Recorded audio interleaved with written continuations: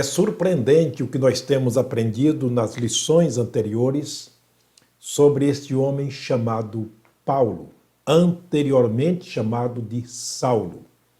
Vimos o seu nome sendo mudado, Deus agindo na sua vida, vimos as declarações que ele deu após a sua salvação e dessa vez nós vamos ouvir e aprender sobre o testemunho que ele dera depois da salvação, já agora como pregador do Evangelho. Qual teria sido o testemunho de Paulo? O que nós vamos ver e ouvir aqui é simplesmente assustador, é muito forte.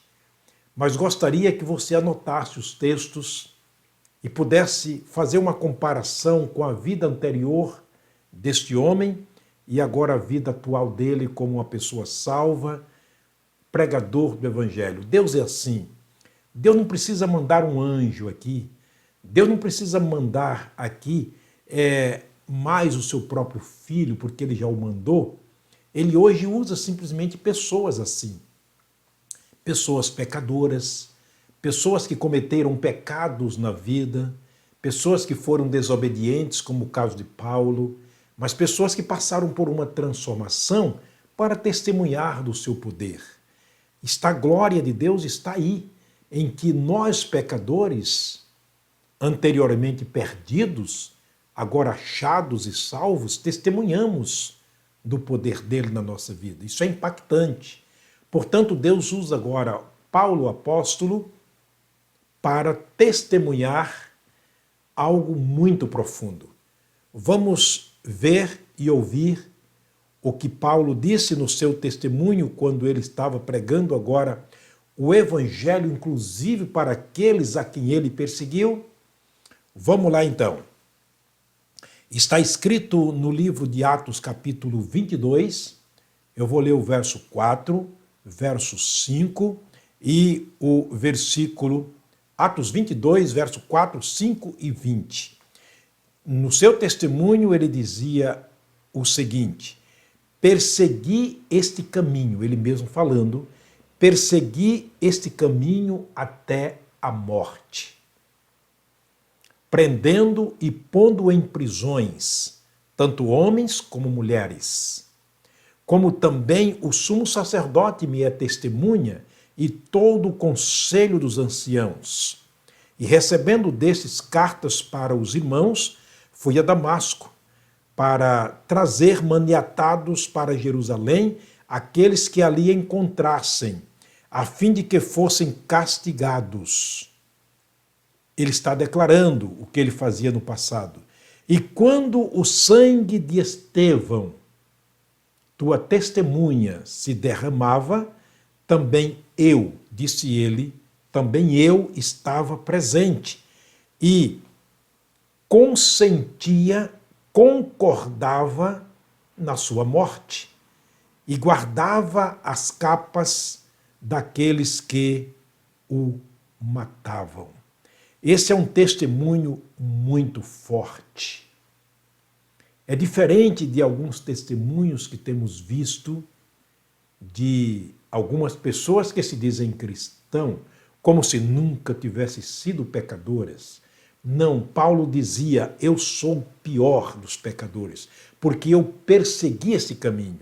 E ele continua aqui nas suas declarações, ou seja, no seu testemunho, agora em Atos capítulo 26, versículo 10 e 11, dizendo o seguinte: o que também fiz em Jerusalém, e quando recebi, ou seja, havendo recebido a autorização dos principais dos sacerdotes, encerrei muitos dos santos nas prisões, e quando os matavam, e dava o meu voto contra eles.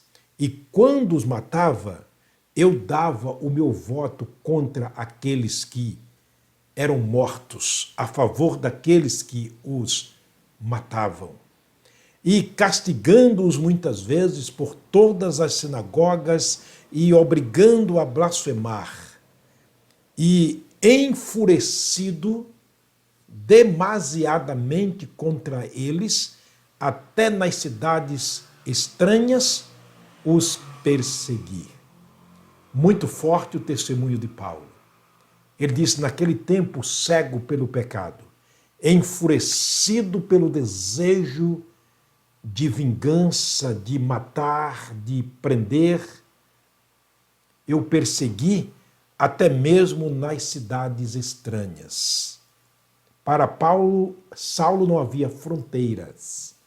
Ele era realmente mau por natureza. E aos Coríntios, no capítulo 15, versículo 9, ele ainda continua dizendo o seguinte: eu sou o menor dos apóstolos, porque não sou digno de ser chamado apóstolo, pois persegui a igreja de Deus. É o que nós aprendemos nas lições anteriores. Ele mesmo dizendo que perseguiu a igreja de Deus. Esse é o testemunho de Paulo. Esse é o testemunho de todos aqueles que um dia encontraram Jesus como Salvador. Nada tem a esconder, porque Deus o declarou justificado.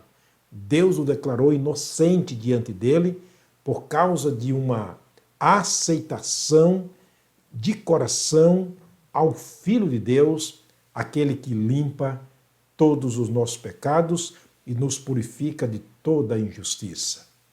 Portanto, Paulo não se gloriava por ter sido um pecador, mas ele mostra que agora, como salvo, os seus pecados não mais dominavam ele.